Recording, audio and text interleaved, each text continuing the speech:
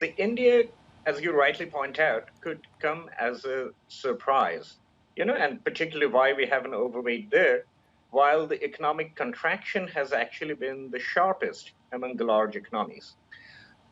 We think that India offers a wide range of investable sectors and stocks, many of which are actually uncorrelated from each other.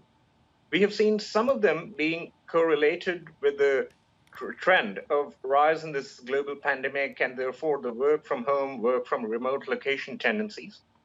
IT and telecom clearly fit into that bracket. There is a pocket of economic, I wouldn't exactly say growth, but relative safety in the Indian context, and that's the rural economy. There is a significant number of stocks across sectors which also play into that region of safety.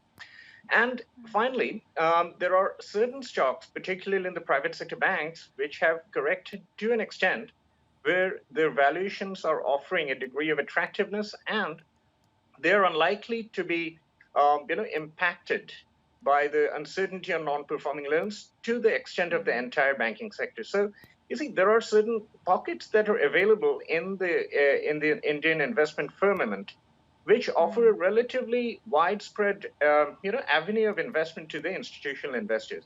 So in case of India, it's really a stock picking strategy that we follow, unlike many other markets of this region. And that's why we're still overweight India despite the economic downturn. Sure, and despite the consensus view on India being slightly circumspect, and I wonder, are you being contrarian here from a value standpoint, or are you being defensive? Because for a lot of markets out there, India is being seen as a defensive story because of its consumerism. Right. I would, perhaps lean more towards your latter contention, being defensive, because the kind of stocks or sectors that we are banking on in India really qualify as the high quality stocks.